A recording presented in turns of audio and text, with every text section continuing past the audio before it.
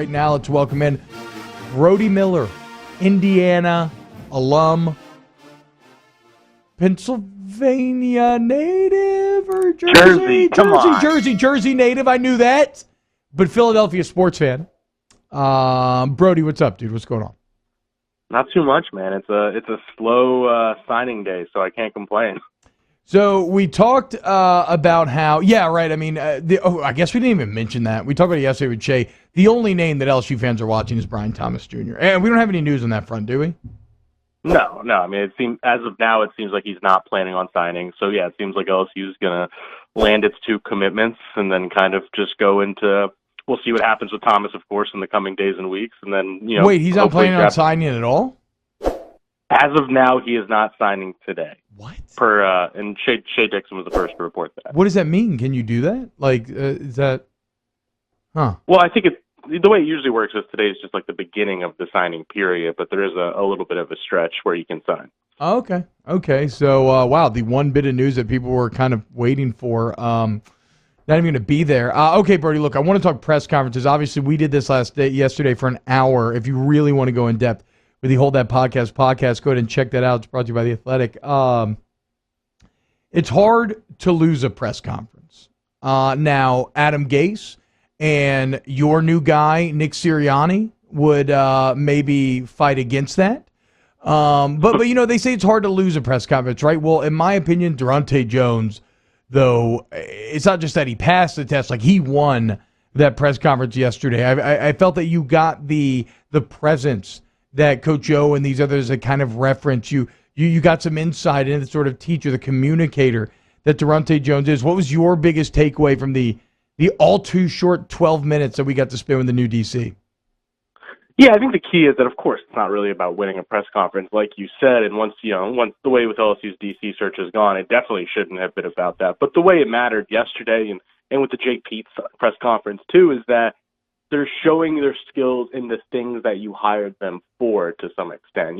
For example, like you used the word presence, and that was the kind of cliche buzzword used throughout this entire hiring process by people in the LSU building. That like they were looking for a certain presence, somebody who could connect with the guys, who could demand their respect, guys who really just kind of were more engaged in things like that. And I think so far from what we've seen from both Jones and Peetz, they thrive in that area. I mean, they're very charismatic guys who have very well thought out plans, who think very strongly about things like communication and teaching and all that. So I think the win isn't just like, hey, he was charismatic in a press conference, is that he kind of showed the checked boxes you were looking for. And I think that's the promising thing there, because Jones seemed like somebody who said all the things you want to hear. And of course, a lot of coaches say the things you want to hear, but he talked about players first, scheme second, in terms of building around your talent, not being stuck to a scheme, because he's a guy who can coach multiple schemes. He talked about over communication was a big word for him, and that was obviously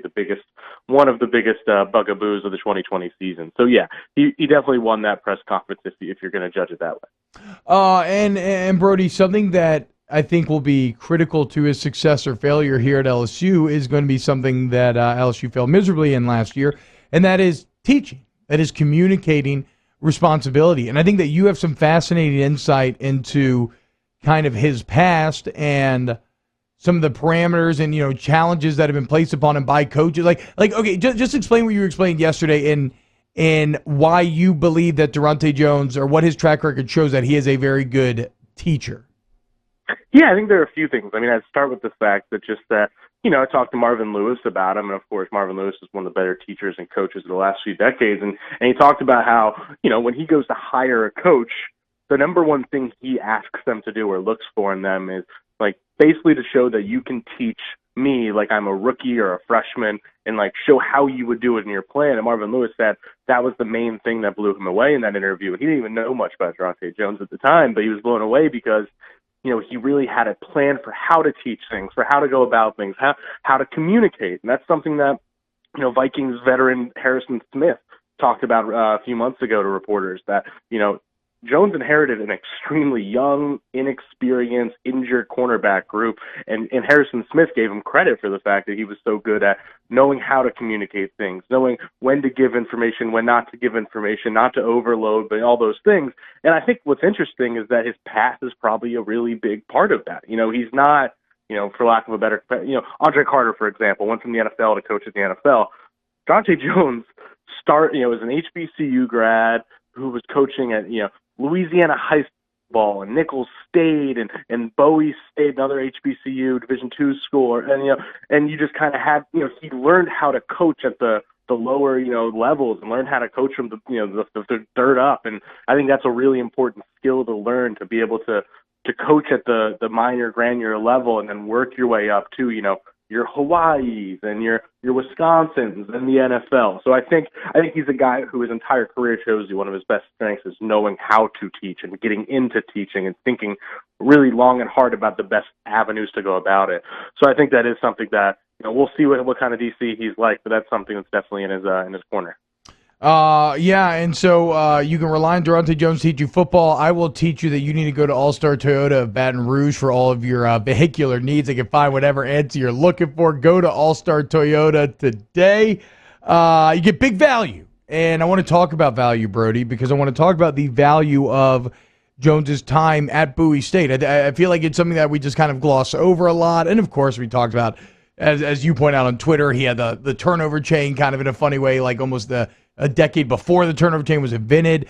But what you think there's a bit more to his time at Bowie State when it comes to projecting to being the DC here at LSU? I don't want to go too far with that. Of course, I mean, it was 12 years ago, which is a completely different football world.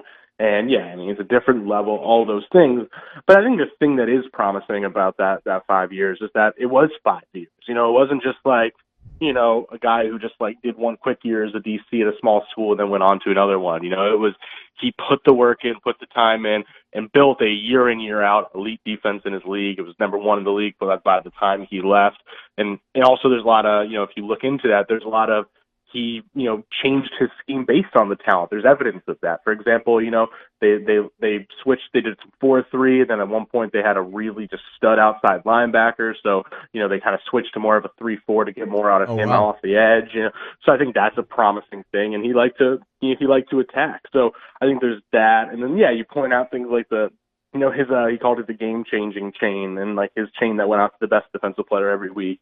That's a little thing that, I don't know. I'm not saying he's the first person to ever do it, but was way ahead of the curve on that kind of thing. Turnover chain didn't come around till 2017. Yep. So I think the promising thing there is that he has put several years into his career of being the guy leading a room. You know what I mean? Like, it's not. So I think that for Jake Peetz, for example, this is going to be his first time leading a room, but for Daronte Jones, it isn't quite that, and I think that is a helpful thing. Brody Miller at Brody A. Miller on Twitter, LSU beat writer for The Athletic. He does incredible work. Brody, it wasn't just Jones in front of the media yesterday. It was also Blake Baker, Andre Carter. Anything stand out from those other two guys to you? I mean, look, in my opinion, that was the bit more of kind of the run-of-the-mill point of the press conferences. Like, certainly didn't lose anything. Some things to be excited about. What did you think about the other two? Yeah, I think that's probably a good way to put it. I don't think I necessarily from those two had anything that jumped out. But I think one interesting tidbit, and something we talked about on the show yesterday, was just that, Blake Baker, he was, of these hires, the most, like, I guess, for lack of a better term, like, exciting in terms of you're getting a Miami DC to be your linebacker coach, right? And then there were all these things about, is he getting a co-DC title and all these things? What's that overlap going to be like with Jones? And he, went out of his way to be like, hey, I am a sounding board for Daronte Jones. I am a guy in his corner, but, I am not, he is the DC, and I work under him. And I think that was an important thing to see. And also you even heard him talk about how, like, he's already gone out to lunch with him a few times, and those guys have a really good rapport. And I think something I took away from really I think we're 5 or 6 interviews in with this new staff, just kind of, we talked a lot about young and being able to connect and all stuff like that. But I think there's also something, so you're going to see I think this staff, from what I've gathered so far, just gets along. You know what I mean? Like, and that isn't always important. And I don't want to claim that is like essential or anything like that. But you are seeing, Peets and Mangus have a great relationship. I've heard Peets and Jones have already kind of spent some time together and have a good relationship. And now you're seeing it with the defensive staff too. So that does carry over. So I do think there's something interesting there.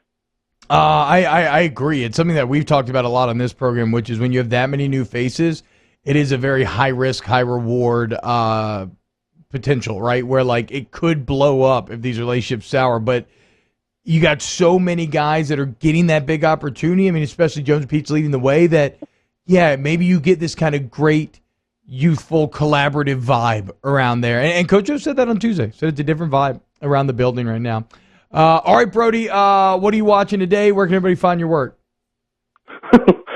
You can follow me at Brody A. Miller on Twitter and subscribe to The Athletic at theathletic.com/holdthatpodcast. You can get a really good deal.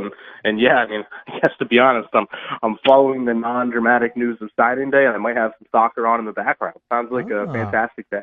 Okay, put a little footy on then. All right, Brody, you have a great day. You too, man. Take care.